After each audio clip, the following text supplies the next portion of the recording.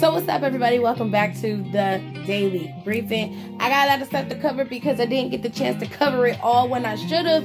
So we're gonna start off with the minor stuff. All right, Queen of the Ring is coming to WWE, and WWE says that it is going to be happening later on this year.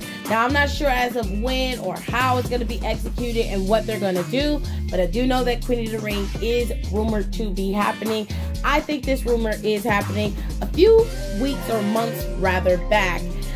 Then there was a rumor, there was actually a report from several different dirt sheets that came out, reputable dirt sheets, that basically explained that the networks wanted to try to beef up the shows a bit.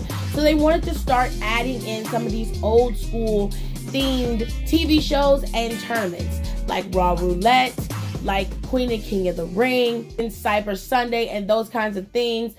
They wanted to bring back those things, especially the interactive stuff where the people, us, the wrestling community, could interact and be a part of the fanfare.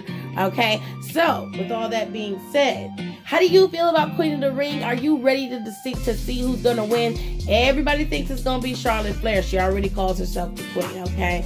I wouldn't mind it. Charlotte Flair is the queen, so her being Queen of the Ring is fitting. But there are a lot of other girls who could take that moniker. Natalya, for example, she's one of the most tenured and one of the most gifted, naturally and skilled wrestlers that the WWE has, both men and women alike. So I wouldn't mind Natalya being the first Queen of the Ring. It makes sense. She's also the Queen of Hearts, so it makes perfect sense for her to be the Queen of the Ring. A lot of people were throwing around a lot of names like Liv Morgan, Selena Vega, and the list goes on. But for me personally, the top two that I would pick would be Charlotte Flair or Natalya.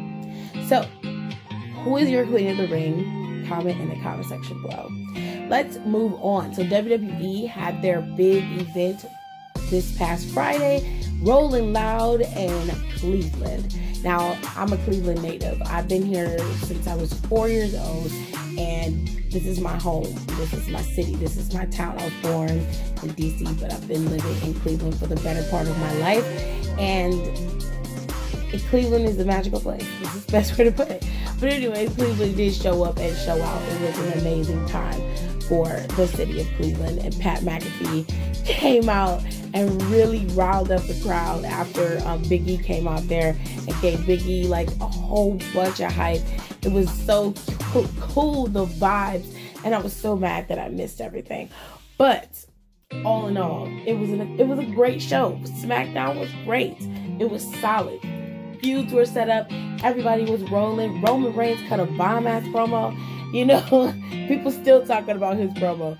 I mean, it just really was a solid show. John Cena showed up in the beginning. They had a couple dark matches at the end. And all in all, it was a really good show. But a little bit of tea about Friday Night SmackDown. So, Friday, they split the show, but only 2 matches were removed from the actual show, okay? So, Bianca Belair and the Street Profits went to Rolling Loud. All the black people, okay? All the black ladies and not ladies, okay? All the black people went to Rolling Loud, and everybody else stayed behind and went to SmackDown. So, of course, the Universal Champion, you had John Cena, all of them were at Cleveland, whereas Bianca and the Street Profits and Alpha Academy and Carmella went to Rolling Loud. Now, everybody had the consensus that it was not a grand success for WWE to be at Rolling Loud. But that couldn't be further from the truth. From what I hear of the streets, the people who were there, the folks who were actually at the show and looking at the matches, they actually were intrigued. Now, when you look at the audience in the actual videos, when we're watching the matches, when we watch when Bianca came out, when we watch when Carmella came out, when we watch when the Street Profits came out, it seemed like there was like a mix in the crowd. Most of the crowd didn't really know what to make of it, and some of the crowd was really into it. But for the overall consensus, a lot of people were saying that this really worked out in WWE's favor. Like, a lot of people were intrigued. Like, what is this? Who is that? They were very infatuated with Bianca, 100%. The Street Profits were very convincing and very much drawing people in. I'm going to post a clip or a photo screen grab from We Love Wrestling. Shout out to the homie We Love Wrestling. So I'm going to put that screen grab in here so you guys can see that this is not what you're seeing on the internet of people dogging WWE out for going to Rolling Loud. It's not the overall consensus. And I want people to stop drowning out the mess and really go to the facts.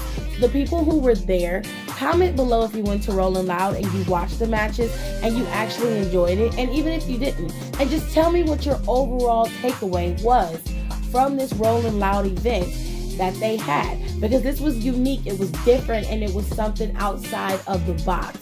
Okay, comment below if you guys went to Rolling Loud and you went and watched the Bianca Belair match and the Street Profits match. Comment below and let me know what you thought about it. Moving on. New Year's Eve is about to be lit once again. So apparently, WWE had to cut a show earlier this month. Atlanta was supposed to have a scheduled SmackDown, I want to say. And because they got their wires crossed on their overseas tour schedule and the tour schedule in the States, things got a little muddy. So they ended up having to cut the Atlanta show. A lot of people were very upset and pissed because they wanted to go to the show. I warned them that WWE would reschedule, but nobody believed me, as usual. But WWE rescheduled and gave them an even bigger show. So instead of being in September like it was originally planned, WWE rescheduled and gave them an even bigger show. As per Trae Young's Twitter, which Trae Young is a point guard for the Atlanta Hawks, Trae Young announced yesterday that WWE is going to have a New Year's Day pay-per-view. This has not been done since 2008. The last New Year's Day pay-per-view was New Year's Revolution, and it headlined with John Cena going up against Umaga, which I believe John Cena ended up dropping the title to Umaga in that particular New Year's Eve Revolution match. Now, there were previous New Year's Revolutions where Batista was headlining, and before that it was DX, and I think there was a couple more before that. But New Year's Revolution was a decent pay-per-view that they ended up cutting, and it is now defunct.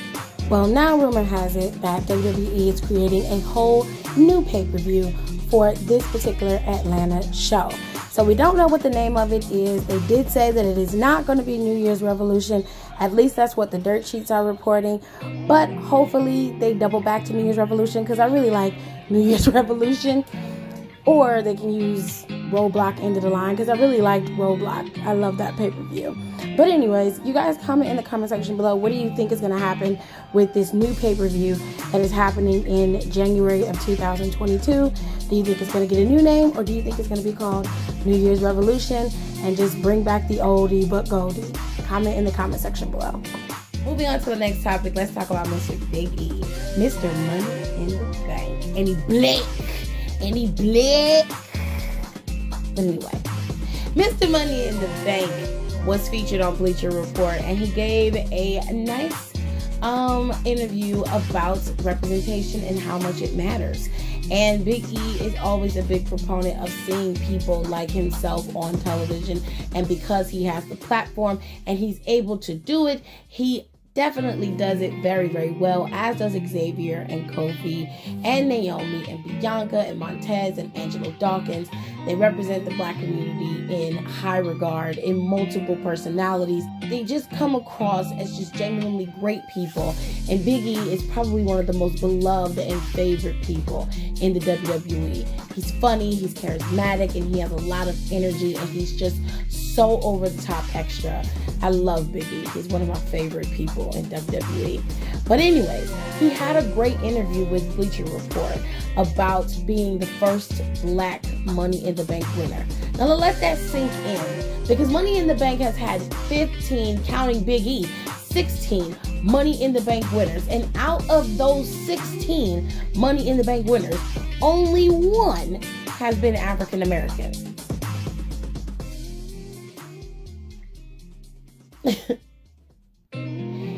It took Kofi 15 years just to be WWE champion, and it took Big E his entire career just to get an opportunity to be WWE champion or Universal champion, okay?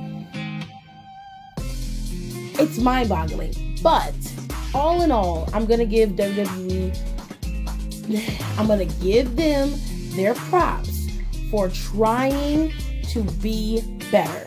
Okay, we're not going to shit on them for what they didn't do. We're going to give them credit for what they did do. Okay, listen to me. This is what it's all about. And I understand a lot of people are like, "But I think they're pandering." I don't think so. The tide is changing, and things are not always what they seem. People want something different. People want to see different people. We can't keep rolling in the same direction and expecting different results.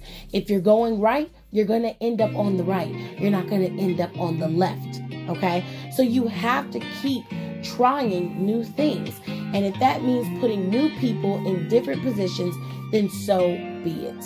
Okay? But you have to keep trying. You have to keep pushing. If you don't, you will cost yourself an opportunity at having some of the best matches and amazing storylines that you can have, because people are going to execute things differently. And Big E is one of those people where he's versatile. He can be a heel, but he can also be a fun-loving, big, bear, goof-like character that's still dangerous and absolutely someone to be feared in the ring. He's an amazing competitor. And one of the best people in the WWE, character-wise, wrestling-wise, and everything in between. So, you guys comment in the comment section below what you think about Big E being Mr. Money in the Bank and about this article that he had on Bleacher Report. I will try to find the link and link it below so you can read it for yourself. Final piece of news for everybody. Chelsea Green recently I mean to laugh. Let me try that again.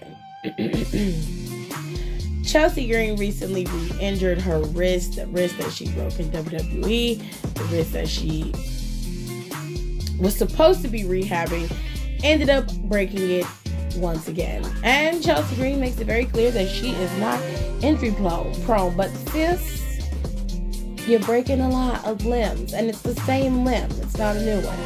So you might not be injury prone, but you definitely are a little bit on the breakable side. You know, you're not Bruce Willis in this one. You are Mr. Glass. Anyways, get well soon, Chelsea Green. Look, I ain't got no hate for you. You're a funny individual. You got a lot of, a lot of personality. And I felt like, being in WWE probably would have been a good place for you. But I think it's best that you are on the circuit with Ring of Honor coming up with their tournament, and of course NWA Power having theirs, and with Impact welcoming you back with open arms. I think you're having a great time being able to wrestle. Just please heal yourself completely so that you can get out there and wrestle and be the girl that you want to be. I'm glad you got to wrestle with your fiance Matt Cardona and you were able to do a few things. But if you keep on wrestling at this rate without healing yourself first, you'll make it that 10 times harder for you to be able to compete. So let's just, take a step and heal ourselves first.